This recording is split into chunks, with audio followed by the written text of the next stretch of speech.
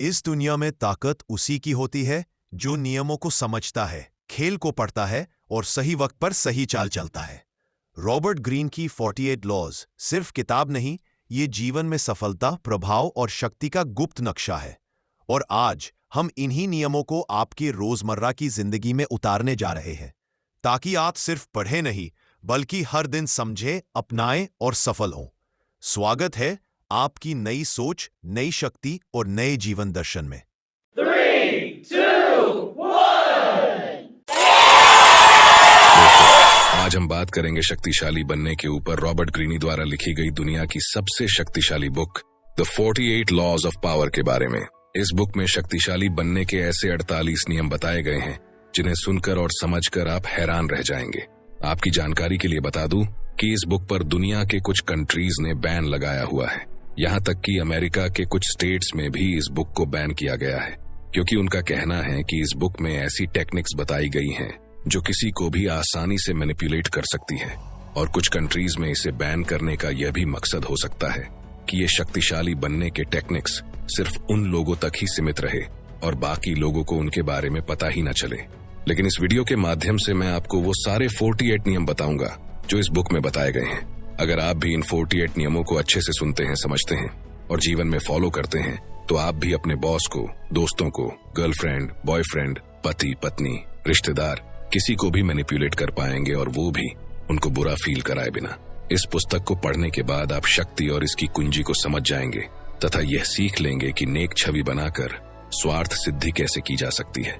हो सकता है कि आपको इसमें से कुछ नियम पसंद ना आए या फिर आप उनसे सहमत ना हो, तो आप उनको इग्नोर भी कर सकते हैं। अगर आप भी शक्तिशाली बनना चाहते हैं तो ये सारे नियम ध्यान से सुनना और एक भी पॉइंट मिस मत करना।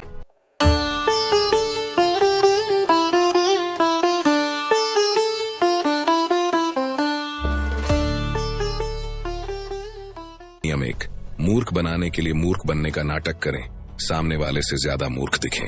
ऐसे मौके होते हैं जब सबसे ज्यादा समझदारी यह दिखाने में होती है कि आप कुछ नहीं जानते हैं। आपको अज्ञानी नहीं होना चाहिए, लेकिन इसका नाटक करने में निपुण होना चाहिए। मरने का नाटक करते समय ओपोसम नाम का जानवर मूर्खता का अभिनय करता है। बहुत से शिकारी जानवर इसे सिर्फ इसी कारण से नहीं खाते हैं। कौन विश्वास कर सकता है कि इतना बदसूरत, बुद्धिहीन, डरपोक और छोटा जानवर इतना बड़ा धोखा दे सकता है। कोई भी यह पसंद नहीं करता कि वह सामने वाले से ज्यादा मूर्ख दिखाई दे। बहरहाल, इस नीति का लाभ यह है कि इससे आपके शिकार खुद को आपसे ज्यादा बुद्धिमान मान लेते हैं। जब उन्हें इस बात का विश्वास हो जाएगा तो वे कभी यह शक नहीं करेंगे कि आप जैसे मूर्ख का कोई छिपा हुआ उद्देश्य भी हो सकता है। चतुराई से लोगों को यह विश्वास दिलाए कि वे आपसे ज्यादा बुद्धिमान हैं या आप उनसे थोड़े मंदबुद्धि हैं। इस तरह से आप उन्हें जंजीर से बांध देते हैं। आपके द्वारा जगाई गई बौद्धिक श्रेष्ठता की भावना उनकी शंका की मांसपेशियों को शिथिल कर देगी।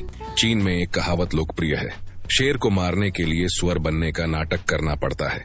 यह कहावत पुराने जमाने की शिकारी तरकीब से उत्पन्न हुई है, जिसमें शिकारी सुअर की खाल ओढ़ लेता है और उसकी आवाज की नकल करता है। शक्तिशाली शेर सोचता है कि कोई सुअर उसकी तरफ आ रहा है, इसलिए वह उसे करीब आने देता है। शेर इस बात पर खुश होता है कि उसका शिकार खुद चलकर उसके पास आ रहा है, लेकिन अंत में शिकारी ही खुश होता है। नियम 2, कभी बॉस से श्रेष्ठ न दिखें। हर इंसान में असुरक्षा की भावनाएं होती हैं, चाहे वो बॉस ही क्यों ना हो। जब आप लोगों के सामने अपने गुणों का प्रदर्शन करते हैं तो उनमें द्वेष, ईर्ष्या और असुरक्षा की भावनाएं जाग जाती हैं। यह स्वाभाविक है और इसका कोई इलाज नहीं है। बॉस से श्रेष्ठ दिखना या उससे ज्यादा प्रभावशाली दिखना शक्ति हासिल करने की राह में सबसे बड़ी गलती होती है। ऊंचे पद पर बैठे लोग राजाओं और रानियों की तरह होते हैं। वे अपने पद पर सुरक्षित महसूस करना चाहते हैं। बुद्धि, वाक्चातुर्य और आकर्षण के मामले में वे अपने आसपास के लोगों से श्रेष्ठ दिखना चाहते हैं। सबसे पहले तो आपको अपने मालिक की चापलूसी करना चाहिए और उसे चने के झाड़ पर चढ़ाना चाहिए। अब ये बात आप में से बहुत से लोगों को नहीं जचेगी। आप कहेंगे कि चापलूसी करना तो अच्छी बात नहीं, लेकिन दोस्तों, ये मेरा नहीं बल्कि इस बुक के ऑथर रॉबर्ट ग्रीनी का कहना है। ऑथर कहते हैं कि प्रत्यक्ष या सीधी चापलूसी असरदार होती है, लेकिन इसकी कुछ सीमाएं भी हैं। प्रत्यक्ष चापलूसी बहुत स्पष्ट होती है और साफ दिख जाती है। इसके अलावा यह दूसरे लोगों को भी चुभ जाती है। इसके बजाय अप्रत्यक्ष या छिपाकर की गई चापलूसी बहुत शक्तिशाली होती है। इस बात का ध्यान रखें कि आपका बॉस सूर्य है और आपको उसकी चमक रोकने वाला बादल नहीं बनना चाहिए। सबके सामने हमेशा बॉस को सूर्य साबित करते रहें। जिसके चारों तरफ हर व्यक्ति ग्रहों की तरह चक्कर लगाता है। उसे शक्ति और प्रकाश का पुंज बना दें, उसे ध्यान का केंद्र बना दें। आसमान के सितारे हमें यही सबक सिखाते हैं। हो सकता है वे सूर्य जितने ही चमकदार हों, लेकिन सूर्य के चमकते समय वे नजर नहीं आते हैं। नियम 3, मित्रों पर कभी ज्यादा भरोसा न करें और शत्रुओं से काम लेना सीखें। ऑथर रॉबर्ट ग्रीनी का कहना है कि मित्रों से सावधान रहें और मित्रों को अपने सारे राज ना बताएं, क्योंकि आज का जिगरी यार कल जानी दुश्मन भी बन सकता है। अगर दोस्तों को हम अपने सारे राज बताएंगे तो कल जब उनमें से कोई एक दोस्त भी दुश्मन बन गया तो वो हमारी पोल खोल सकता है और बर्बादी का कारण भी बन सकता है।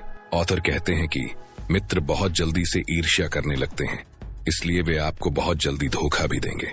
इसके बजाय अगर आप किसी पुराने शत्रु को काम पर रखेंगे तो वह मित्र से ज्यादा वफादार होगा, क्योंकि उसे बहुत कुछ साबित करना है। दरअसल आपको शत्रुओं से नहीं बल्कि मित्रों से डरना चाहिए। अगर आपका कोई शत्रु नहीं है तो शत्रु बनाने के तरीके खोजें। अक्सर आप अपने मित्रों को उतनी अच्छी तरह से नहीं जानते हैं जितना आपको लगता है, क्योंकि दोस्त अक्सर बहस टालने के लिए या फिर आपको बुरा ना लगे इसलिए आपकी हाँ में हाँ मिला देते हैं, और आपको कष्ट, पीड़ा या दुख ना पहुंचे इसलिए वे अपने अप्रिय या बुरे गुण छिपा लेते हैं। इसीलिए वास्तव में आपको यह पता ही नहीं होता कि आपके बारे में आपके मित्रों की असली भावनाएं क्या हैं। जब आप अपने किसी दोस्त को नौकरी पर रखने का निर्णय लेते हैं तो शुरुआत में तो वो आपके सामने उसके अच्छे गुण दिखाने लगता है, लेकिन धीरे धीरे उसके वे गुण सामने आते हैं जिन्हें उसने अब तक छिपा रखा था। यही बात आप किसी रिलेशनशिप में भी देख सकते हैं। जब कोई कपल शुरुआत में एक दूसरे को इम्प्रेस करने की कोशिश करता है तो वे अपने अंदर के सारे अच्छे गुण दिखाने लगते हैं, लेकिन जब उनकी शादी हो जाती है तो धीरे धीरे वो गुण भी सामने आने लगते हैं जिन्हें अब तक छिपा कर रखा गया था, और फिर वे एक दूसरे को कहते हैं कि शादी के बाद ये बदल गया है। देखिए, यहाँ पर इंसान नहीं बदला है, इंसान तो आज भी वही है जो पहले था। फर्क सिर्फ इतना सा था कि आपने उसे अच्छे से जाना ही नहीं था। नियम 4, अपने इरादे छिपा कर रखें। जो योग्य सेनापति शत्रु पर अचानक हमला करने का इरादा रखता है वह अपने शत्रु को अपने इरादे की भनक भी नहीं लगने देता है। अपने उद्देश्य और अपनी प्रगति को छिपाएं। अपनी योजनाओं को तब तक प्रकट न करें जब तक कि उनका विरोध करना असंभव न हो जाए, जब तक कि युद्ध पूरा ही न हो जाए। युद्ध की घोषणा करने से पहले ही विजय हासिल कर लें। ऑथर रॉबर्ट ग्रीनी कहते हैं कि आप किस उद्देश्य से काम कर रहे हैं ये जाहिर न होने दें।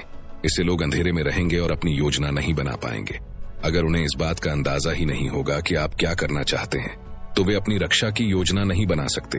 इस तरह आप उन्हें गलत दिशा में काफी दूर तक ले जा सकते हैं और काफी समय तक गुमराह कर सकते हैं। जब तक उन्हें आपके इरादों का एहसास होगा तब तक बहुत देर हो चुकी होगी। बुद्धिमानी इसमें है कि लोगों से वही कहें जो लोग सुनना चाहते हैं।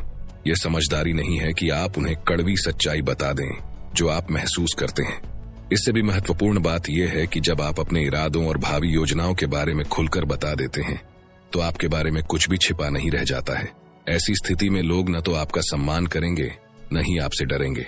और ध्यान देने वाली बात यह है कि जिसका लोग सम्मान नहीं करते हैं या जिससे लोग डरते नहीं हैं उस व्यक्ति के पास शक्ति कभी नहीं आती है।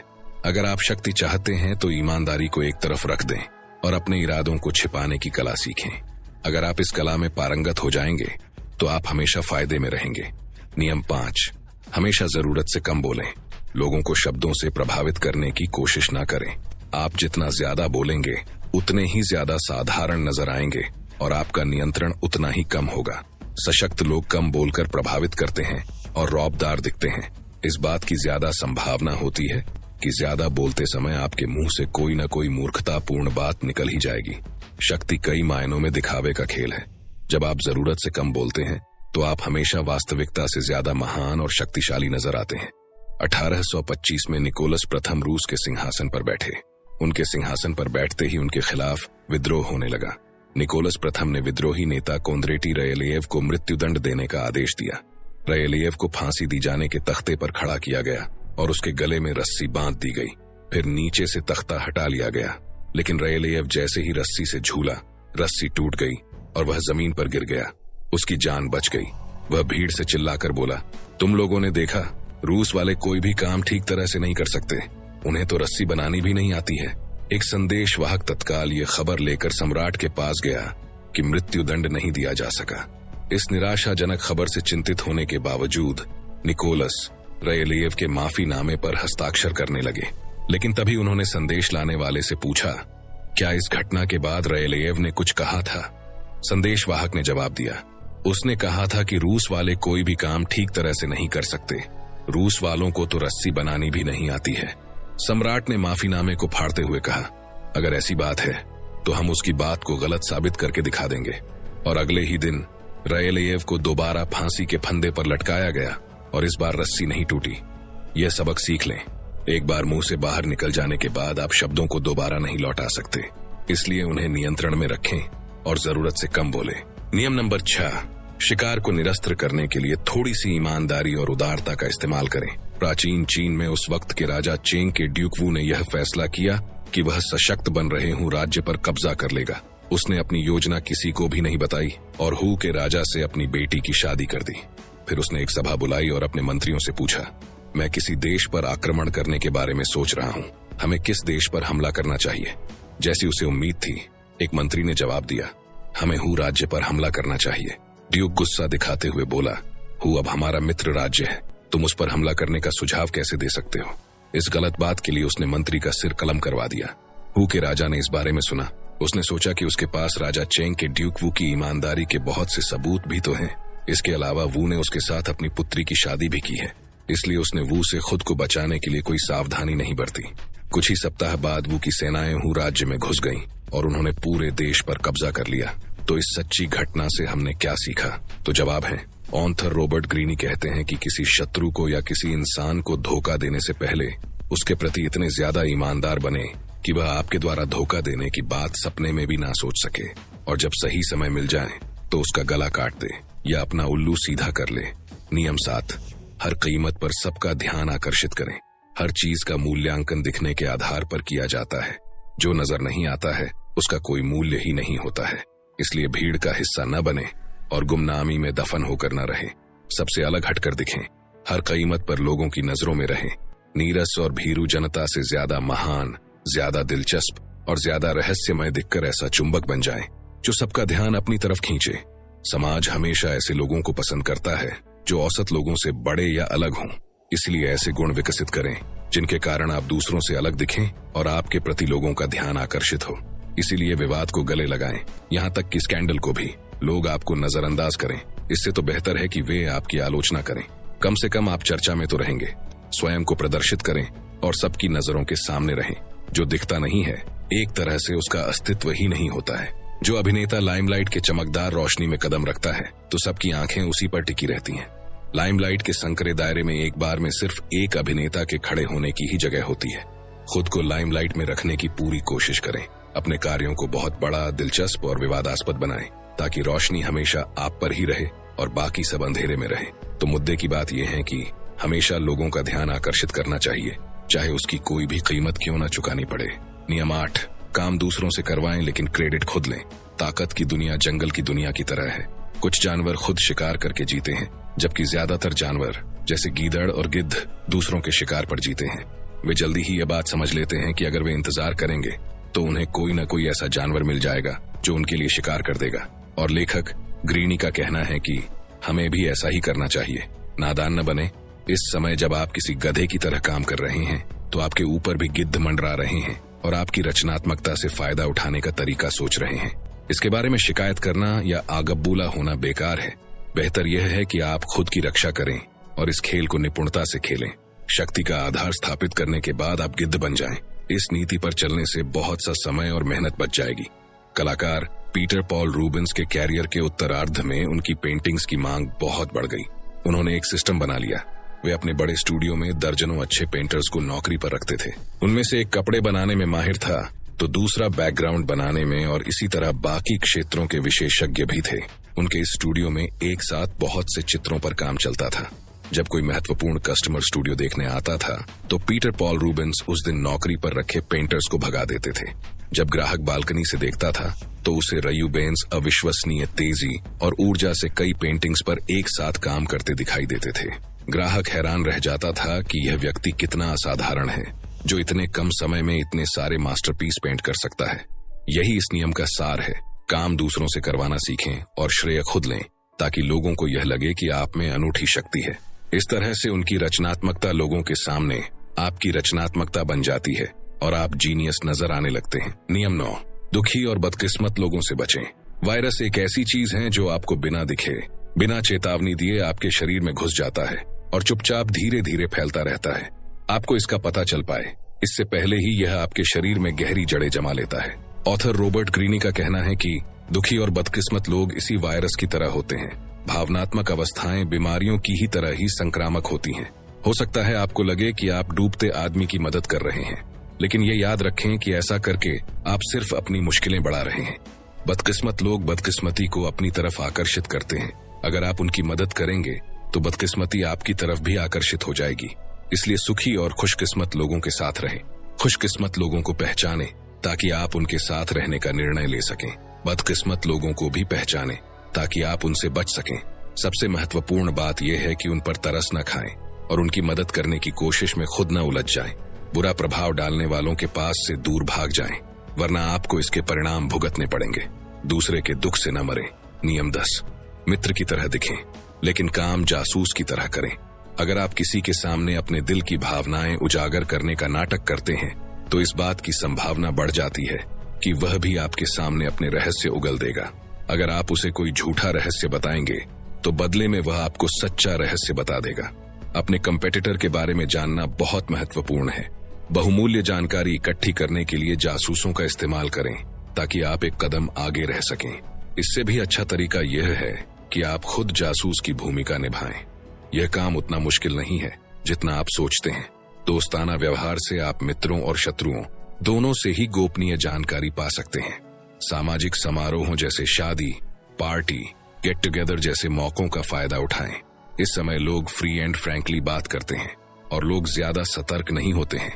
इसलिए लोगों से बातचीत करके आप उनसे बातें उगलवा सकते हैं।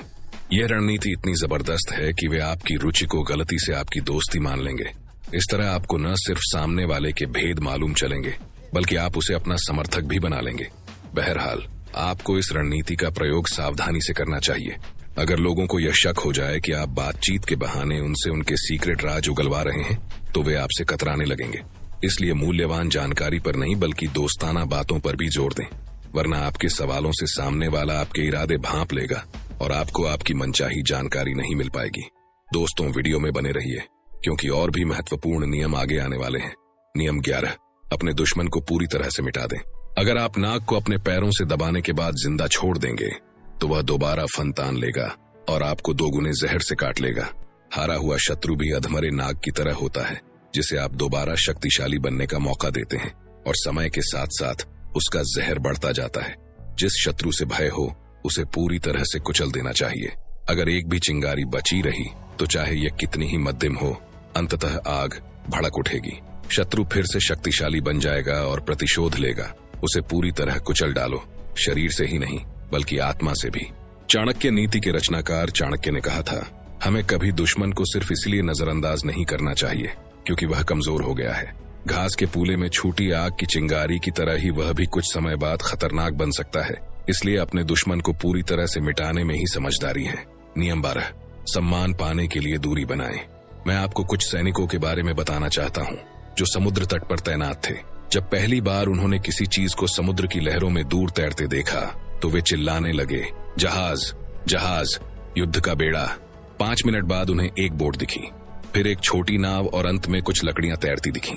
इस एग्जाम्पल से हम सीख सकते हैं कि दूर रहने पर जो चीज महत्वपूर्ण और ध्यान देने लायक नजर आती है, पास आने पर उसकी वैल्यू कचरे के समान रह जाती है। एक बात याद रखें, सूर्य का महत्व उसकी अनुपस्थिति से ही होता है। बारिश के दिन जितने लंबे होते हैं सूर्य का उतना ही ज्यादा इंतजार रहता है, लेकिन लगातार गर्मी पड़ने पर सूर्य चुभने लगता है। अगर आप खुद को अनुपस्थित रखना सीख लेंगे तो लोगों में आपकी डिमांड बढ़ जाएगी। अगर आप ज्यादा समय तक लोगों के आसपास रहेंगे तो आपने अपने चारों तरफ शक्ति का जो आभा मंडल बनाया है वह गायब हो जाएगा। खेल को पलट दें, खुद को दुर्लभ बनाएं, इससे आपकी उपस्थिति का महत्व बढ़ जाएगा। दूर रहने पर जिस व्यक्ति को शेर माना जाता है, सामने होने पर वही सामान्य और मूर्खतापूर्ण लगता है। ज्यादा परिचित होने पर गुण अपनी चमक खो देते हैं क्योंकि लोग आंतरिक गुणों के बजाय बाहरी चीजों को देखने लगते हैं। उत्कृष्ट जीनियस भी अपनी अनुपस्थिति या रिटायरमेंट का प्रयोग इसलिए करता है ताकि लोग उसका सम्मान कर सकें और उसकी दुर्लभता से आदर उत्पन्न हो सके। नियम 13, ये जानें कि आपके सामने कौन है, गलत व्यक्ति से पंगा ना ले। परेशान करने वाला कौवा एक दिन भेड़ की पीठ पर बैठ गया। बेचारी भेड़ मजबूरन उसे काफी समय तक अपनी पीठ पर ढोती रही और फिर बोली, अगर तुम किसी कुत्ते के साथ इस तरह का व्यवहार करते तो वह तुम्हें अपने तेज दांतों से मजा चखा देता। इस पर कौवे ने जवाब दिया, और उसने जो जवाब दिया उसे जरा ध्यान से सुनना। उसने कहा, मैं कमजोर लोगों को सताता हूँ और शक्तिशाली लोगों की चापलूसी करता हूँ। मैं जानता हूँ कि मैं किसे सता सकता हूँ और मुझे किसकी चापलूसी करनी चाहिए। मुझे आशा है कि इस नीति पर चलने से मैं काफी समय तक जिंदा रहूंगा और अच्छे बुढ़ापे का आनंद लूंगा। ऑथर रॉबर्ट ग्रीनी कहते हैं कि हमें भी ऐसा ही करना चाहिए। और एक महत्वपूर्ण बात, ये जान लें कि चाहे व्यक्ति कितना ही महत्वहीन या छोटा हो, वह कभी न कभी आपके काम आ सकता है। लेकिन अगर आपने उसका कभी अपमान किया है तो वह आपके काम नहीं आएगा। गलतियों को अक्सर माफ कर दिया जाता है, लेकिन अपमान को कभी माफ नहीं किया जाता। इंसान का ईगो इसे हमेशा याद रखता है। नियम 14, किसी के पिट्ठू न बने। खुद के अलावा किसी भी व्यक्ति के पाले में न जाएं, चूंकि शक्ति काफी हद तक दिखावे पर निर्भर करती है। इसलिए आपको ऐसी तरकीबें सीखना चाहिए जिनसे आपकी प्रतिष्ठा बढ़े। किसी व्यक्ति या समूह का पिट्ठू न बनना एक ऐसी ही तरकीब है। जब आप पिट्ठू नहीं बनते हैं तो इससे सामने वाले को गुस्सा नहीं आता है, बल्कि उसके मन में आपके प्रति सम्मान उत्पन्न होता है। आप तत्काल शक्तिशाली बन जाते हैं, क्योंकि आप उस समूह या व्यक्ति के प्रलोभन या बंधन से दूर रहते हैं, जो ज्यादातर लोग नहीं कर पाते हैं। जिस पल आप पिट्ठू बन जाते हैं या समर्पित हो जाते हैं, ये जादू खत्म हो जाता है। आप भी बाकी सबकी तरह सामान्य बन जाते हैं। लोग आपको पिट्ठू बनवाने के लिए सभी तरह के उचित अनुचित उपाय आजमाएंगे। वे आपको तोहफे देंगे, आप पर एहसानों की बौछार करेंगे, सिर्फ इसलिए ताकि आप उनके एहसानों के बोझ तले दब जाएं। उनकी रुचि को प्रेरित करें, लेकिन किसी भी कीमत पर पिट्ठू न बने। लेकिन इस बात को याद रखें कि आपका लक्ष्य लोगों को दूर रखना नहीं है या ऐसा दिखना नहीं है कि आप किसी के हो ही नहीं सकते। महारानी एलिजाबेथ प्रथम की तरह आपको भी लगातार हवा देते रहना चाहिए, रुचि जगाते रहना चाहिए और लोगों को प्रलोभन देते रहना चाहिए, ताकि वे आपको अपना बनाने की कोशिशें करते रहें। फिर आपको उनके ध्यान को कभी कभार मोड़ना भी चाहिए, लेकिन बहुत ज्यादा दूर नहीं। नियम 15, प्रतिष्ठा पर बहुत कुछ निर्भर करता है। हर कीमत पर इसकी रक्षा करें। प्रतिष्ठा शक्ति की नींव है। सिर्फ प्रतिष्ठा के माध्यम से ही आप दबदबा कायम कर सकते हैं और विजय पा सकते हैं। एक बार भी फिसल जाने पर आप असुरक्षित हो जाएंगे और आप पर सभी दिशाओं से हमला होने लगेगा। ऐसी प्रतिष्ठा बनाएं कि उस पर कोई हमला न कर सके।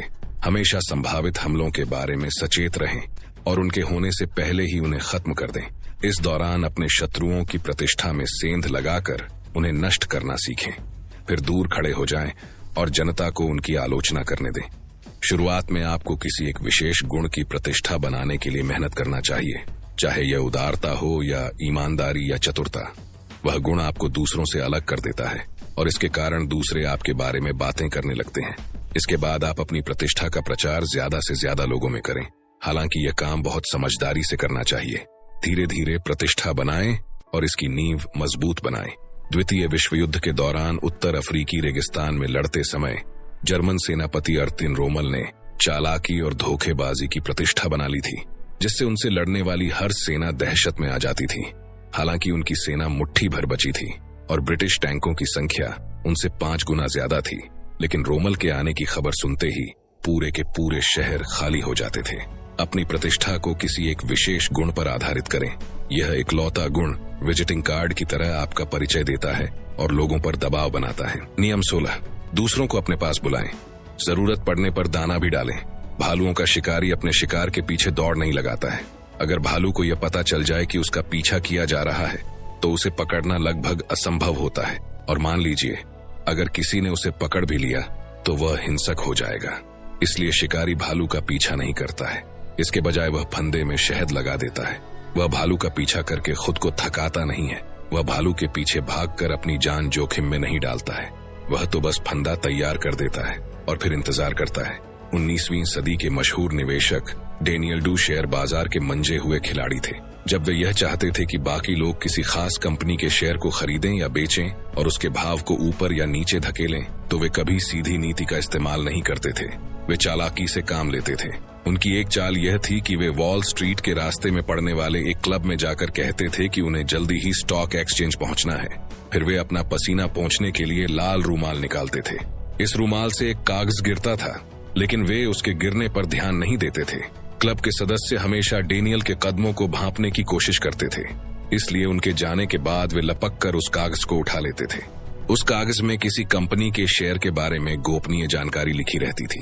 बात फैल जाती थी और सदस्य उस जानकारी के आधार पर धड़ाधड़ वह शेयर खरीदने बेचने लगते थे और इस तरह डेनियल के हाथों का खिलौना बन जाते थे।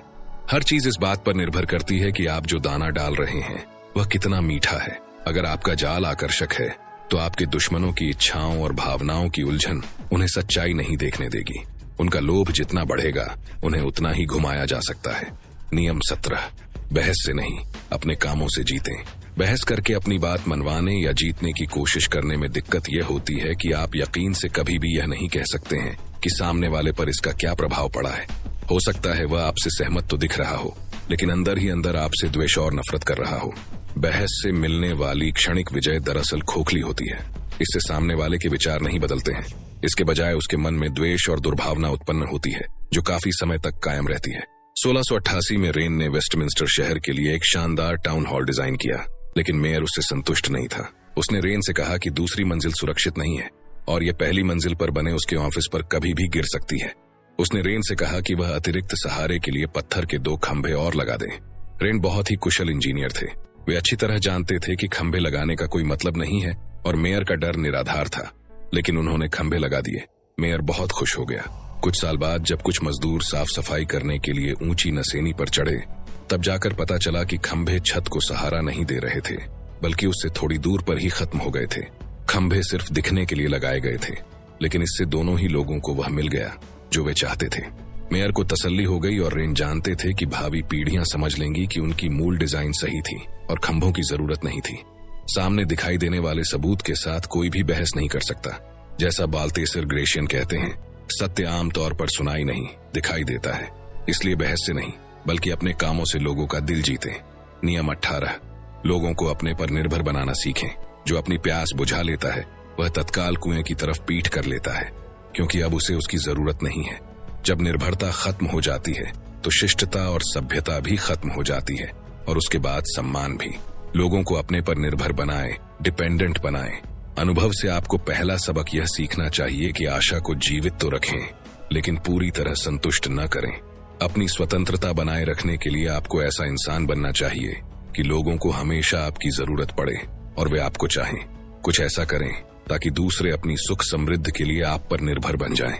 लोगों को इतना न सिखाएं कि आपके बिना उनका काम चल जाए। नियम 19, मदद मांगते समय दया या एहसान की नहीं, बल्कि स्वार्थ की दुहाई दें। जब 12वीं सदी में मंगोलों ने चीन पर आक्रमण किया तो 2000 साल पुरानी चीनी संस्कृति और सभ्यता खतरे में पड़ गई। मंगोलों के सेनापति चंगेज खान की नजर में चीन सिर्फ एक ऐसा देश था जहां उसके घोड़ों के लिए पर्याप्त चारा नहीं था। उसने पूरे देश को मटियामेट करने और इसके शहरों का तहस नहस करने का फैसला किया, क्योंकि उसने सोचा बेहतर यही रहेगा कि चीन को मिट्टी में मिला दिया जाए ताकि यहाँ हमारे घोड़ों के लिए घास उग सके। चीनी सभ्यता को नष्ट होने से जिसने बचाया वह कोई सैनिक, सेनापति या राजा नहीं था, बल्कि त्साई नाम का सामान्य आदमी था। एक विदेशी था, लेकिन वह चीनी संस्कृति से प्रभावित था। वह चंगेज खान का विश्वास पात्र सलाहकार बनने में कामयाब हो गया और उसने उसे यकीन दिला दिया कि अगर चीन को नष्ट करने के बजाय वह वहां के नागरिकों पर टैक्स लगा देगा तो इससे उसे ज्यादा फायदा होगा। चंगेज खान को इसमें ज्यादा समझदारी दिखी और उसने त्साई की सलाह मान ली। अगर आपको किसी साथी की मदद चाहिए तो उसे यह याद न दिलाएं कि आपने पहले उसकी कितनी मदद की है या उसके लिए कितने अच्छे काम किए हैं। अगर आप ऐसा करेंगे तो वह आपको नजरअंदाज करने का कोई न कोई कारण ढूंढ ही लेगा। इसके बजाय अपने आग्रह में किसी ऐसी चीज की तरफ इशारा कर दें जिससे उसे लाभ होगा। इस लाभ को बढ़ा चढ़ाकर जोर शोर से बताएं। जब उसे यह लगेगा कि आपकी मदद करने के कारण उसका भला हो सकता है तो वह पूरे उत्साह से आपकी मदद करेगा। नियम 20, दूसरों को दुविधा में रखें, अनिश्चय का माहौल बनाएं। अकस्मात, अचानक होने वाली या अनसोची चीज सबसे डरावनी होती है। इसीलिए हम भूकंपों और तूफानों से डरते हैं। हमें यह पता नहीं होता है कि वे कब आएंगे। जब एक भूकंप आ जाता है तो दहशत में रहते हैं कि कहीं अगला भूकंप न आ जाए। अप्रत्याशित मानवीय व्यवहार का हम पर इसी तरह का प्रभाव पड़ता है। कुछ समय तक पाब्लो पिकासो ने अपनी पेंटिंग्स पॉल रोजेनबर्ग नाम के एक आर्ट डीलर को बेची। फिर एक दिन बिना किसी कारण के पिकासो ने उससे कहा कि अब वे उसे अपनी कोई पेंटिंग नहीं बेचेंगे। पिकासो ने उसे इसका कोई कारण नहीं बताया। पिकासो ने मन ही मन सोचा, रोजनबर्ग अगले 48 घंटों तक यह अनुमान लगाने की कोशिश करेगा कि ऐसा क्यों हुआ। कहीं ऐसा तो नहीं कि मैं अपनी पेंटिंग्स किसी दूसरे आर्ट डीलर को बेचना चाहता हूँ। मैं अपना काम करता रहूंगा और चैन की नींद सोऊंगा, जबकि रोजनबर्ग हर पल चिंता करता रहेगा। 2 दिन बाद वह मेरे पास परेशान हालत में आएगा और कहेगा, देखो दोस्त, मैं तुम्हें जितने पैसे देता हूँ, अगर मैं तुम्हें उससे ज्यादा पैसे दूं, काफी ऊंची रकम दूं, तब तो तुम मुझे मना नहीं करोगे, है ना? अप्रत्याशित व्यवहार सिर्फ दहशत फैलाने का ही हथियार नहीं है। हर दिन व्यवहार के तरीके को बदलने से आपके चारों तरफ उथल पुथल होगी और लोगों की रुचि जागृत होगी। वे लगातार आपके ही बारे में सोचते रहेंगे। परिणाम यह होगा कि आप जितने ज्यादा मूडी दिखेंगे, आपको उतना ही ज्यादा सम्मान हासिल होगा। बुद्धिमान शासक इतना रहस्यमय होता है कि ऐसा लगता है वह अबूझ है। वह इतना स्पष्ट होता है कि कोई उसे जान नहीं पाता है। वह निष्क्रियता से सिंहासन पर बैठा रहता है, जबकि उसके मंत्री नीचे खड़े होकर कांपते रहते हैं। नियम 21, अपनी सुरक्षा के लिए किले न बनाएं। एकाकीपन खतरनाक है। दुनिया खतरनाक है और दुश्मन हर जगह है। हर एक को अपनी रक्षा करनी पड़ती है। किला सबसे सुरक्षित नजर आता है, लेकिन किले में रहना आपको जितने खतरों से बचाता है, उससे ज्यादा खतरों को उत्पन्न करता है। यह आप तक बहुमूल्य जानकारी नहीं पहुंचने देता। यह आपको सबकी नजरों में लाता है और नतीजा यह होता है कि आप आसानी से लक्ष्य बन जाते हैं। बेहतर होगा कि लोगों से मिलें जुलें, साथी खोजें, सबसे जुड़ें। भीड़ के कारण आप अपने शत्रुओं से सुरक्षित रहेंगे। हो सकता है यह किला अभेद्य हो, लेकिन सब जानते हैं कि आप उसके भीतर हैं और घेराबंदी करने से आपका किला एक तरह की जेल बन जाता है। अंदर कम जगह होने के कारण किलों में अक्सर प्लेग जैसी महामारियां भी फैल सकती हैं। किला बनाने से सुरक्षा नहीं मिलती है और इससे जितनी समस्याएं सुलझती हैं, उससे ज्यादा समस्याएं उत्पन्न होती हैं। खुद को शक्तिशाली बनाने के लिए आपको चीजों के केंद्र में रहना होगा। हर गतिविधि आपके चारों तरफ घूमनी चाहिए। आपको सड़क पर होने वाली हर चीज की जानकारी होनी चाहिए और हर उसकी भी जो आपके खिलाफ साजिश रच सकता हो। दोस्तों, इस बुक में शक्तिशाली बनने के टोटल 48 नियम हैं, जिनको एक ही वीडियो में कवर करना मुश्किल है। इसलिए इस बुक का सेकंड पार्ट आएगा, जिसमें हम बाकी के नियम डिटेल में समझेंगे। अगर आप इस बुक को खरीदना चाहते हैं तो हिंदी और इंग्लिश दोनों बुक की लिंक डिस्क्रिप्शन में मिल जाएगी। दोस्तों, मुझे उम्मीद है ये वीडियो आपको पसंद आया होगा। आपको ये वीडियो कैसा लगा कमेंट सेक्शन में जरूर बताना। अगर आपको इस वीडियो से कुछ वैल्यू मिली हो तो इसे लाइक कर देना। याद रखिए, जीवन एक युद्ध भूमि है। कुछ लोग बिना नियम समझे हार जाते हैं और कुछ लोग नियम सीखकर खेल बदल देते हैं। आज आपने 48 लॉज के सिर्फ शब्द नहीं सुने, आपने सफलता का विज्ञान सुना। अगर ये बातें उपयोगी लगी तो इस ज्ञान को यही मत छोड़िए, उसे अपने व्यवहार, निर्णय और हर कदम में उतारिए। अगले अध्याय में फिर लौटेंगे, नई समझ, नए दृष्टिकोण और नई शक्ति के साथ।